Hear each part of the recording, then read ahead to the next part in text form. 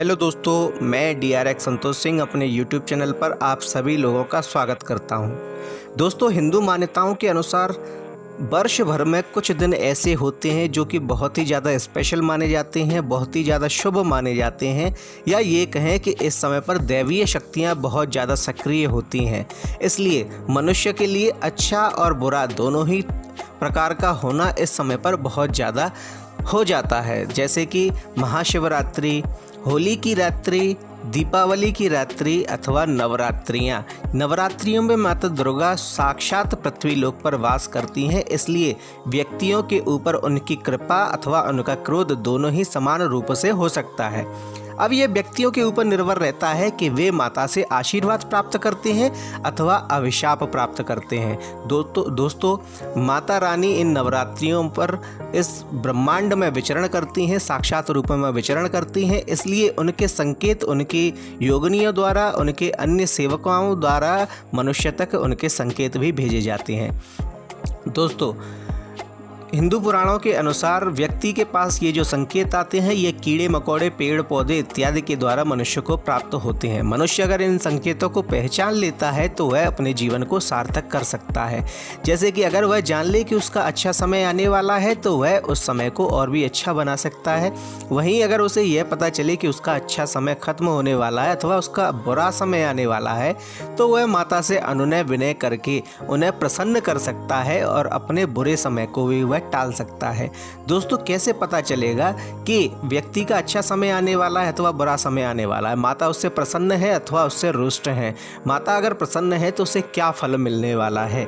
दोस्तों, नवरात्रि के समय पर कुछ ऐसे संकेतों पर अगर आप ध्यान देंगे तो आपको पता चलेगा कि माता रानी आपसे प्रसन्न है और उनका आशीर्वाद आपको मिलने वाला है। दोस्तों, कौन से हैं वे ऐसे संकेत जिन्हें हम पहचान सकते हैं?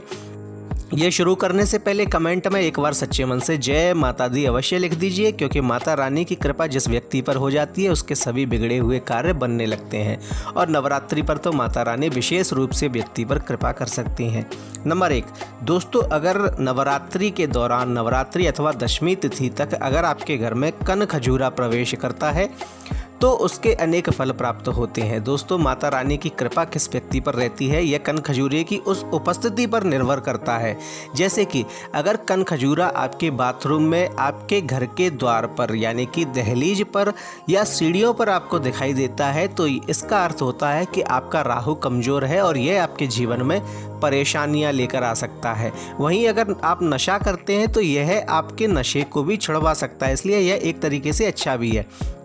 वहीं दोस्तों, अगर कन खजूरा आपको अपनी रसोई में दिखाई देता है तो इसका अर्थ है कि आपकी रसोई का वास्तु ठीक नहीं है। और अगर वही कन खजूरा आपको आपके पूजा घर के आसपास दिखाई देता है अथवा पूजा घर में दिखाई देता है तो यह बहुत ही शुभ होता है। इसका अर्थ होता है कि इस नवरात्रि माता दुर्गा के साथ साथ आपको माता लक्ष्मी का आशीर्वाद भी प्राप्त होगा और आपके धन के भंडार बढ़ने लगेंगे। दोस्तों, वहीं अगर द्वार पर कन खजूरा आपको आपके घर से बाहर जाते हुए दिखाई देता है, दहलीज पर अगर वह बाहर की ओर जा रहा है तो इसका अर्थ है कि कन खजूरा अपने साथ आपके घर की तमाम परेशानियों को लेकर घर से बाहर निकल गया। आपकी समस्त परेशानियां माता रानी की कृपा से समाप्त हो चुकी हैं। वहीं दोस्तों, अगर वह आपको घर के अंदर आता हुआ दिखाई देता है तो इसका अर्थ है कि शीघ्र ही आपके ऊपर कोई परेशानी आ सकती है। माता रानी आपसे प्रसन्न नहीं है, तब आप माता रानी की कृपा प्राप्त करने के लिए उपाय कर सकते हैं जिससे आप उनका आशीर्वाद प्राप्त कर सकें। नंबर 2, बिच्छू। दोस्तों, नवरात्रि अथवा दशमी तिथि के मध्य में आपको अगर आपके घर में बिच्छू दिखाई देता है, दोस्तों वैसे तो बिच्छू एक विषैला जीव है, इसलिए घर में अगर वह आपको दिखाई देता है तो आप उसे फ़ौरन अपने घर से बाहर कर दीजिए।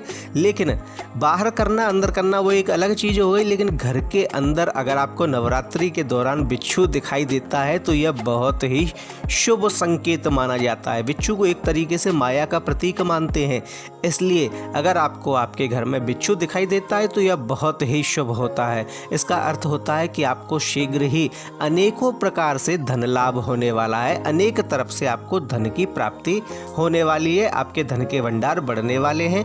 आपकी अगर आर्थिक समस्याएं चल रही हैं तो वे समस्याएं समाप्त होने वाली हैं। नंबर 3, छछूंदर। दोस्तों, अगर नवरात्रि के दौरान आपके घर में छछूंदर कहीं से आ जाता है तो यह शुभ माना जाता है। दोस्तों, एक तरीके से वास्तु और ज्योतिष शास्त्र के अनुसार छछूंदर का संबंध माता लक्ष्मी से दिखाया गया है। इसलिए वैसे भले ही छछूंदर एक विषैला जीव है, परंतु अगर वह आपको नवरात्रि के दौरान आपके घर में प्रवेश करते हुए अथवा आपके घर में वह दिखाई देता है तो यह बहुत ही शुभ होता है। इसका अर्थ है कि आपको शीघ्र ही आर्थिक लाभ होने वाला है, आर्थिक समस्याएं समाप्त होने वाली हैं। वहीं छछूंदर अगर आपके चारों ओर चक्कर लगाकर चला जाए तो यह बहुत ही ज़्यादा शुभ माना जाता है।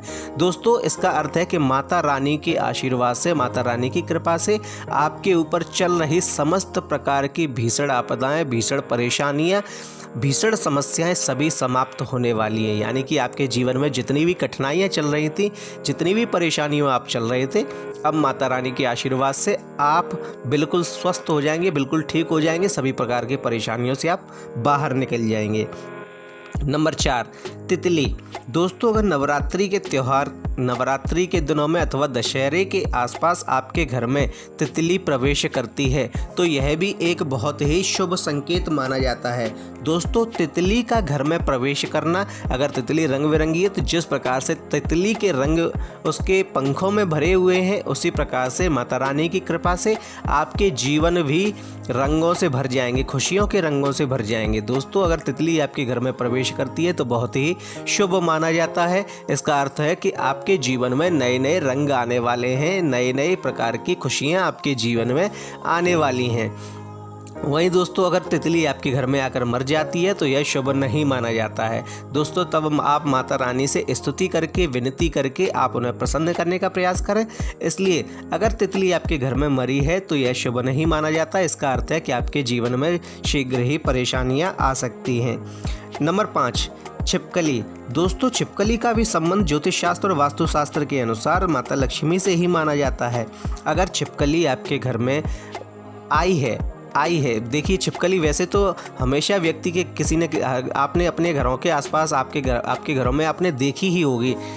लेकिन अगर आपने कुछ दिनों से छिपकली को नहीं देखा है और वह नवरात्रि के समय पर आपके घर में प्रवेश करती है, आपको अपने घर में दिखाई देती है तो यह शुभ माना जाता है। वहीं दोस्तों, अगर नवरात्रि के दौरान आपको 2 पूंछ वाली छिपकली दिखाई देती है तो यह बहुत ही ज़्यादा शुभ होता है। इसका अर्थ होता है कि शीघ्र ही आपके बिगड़े हुए कार्य बनने लगेंगे, आप जिस बुराई के दलदल में थे वहां से निकलने लगेंगे, आप गरीबी से ऊपर उठने लगेंगे। समस्त प्रकार की समस्याएं आपके जीवन से धीरे धीरे समाप्त होने लगेंगे। एकदम से समाप्त नहीं होंगी, लेकिन आप उन्नति की ओर अग्रसर होंगे। अगर आप बेरोजगार हैं तो आपको रोजगार की प्राप्ति होगी। अगर आपके पास घर नहीं है तो घर बनने के अनेक ऐसे योग बनने लगेंगे। अगर आप धन से परेशान हैं तो धीरे धीरे आपकी धन की परेशानियां भी दूर होने लगेंगी।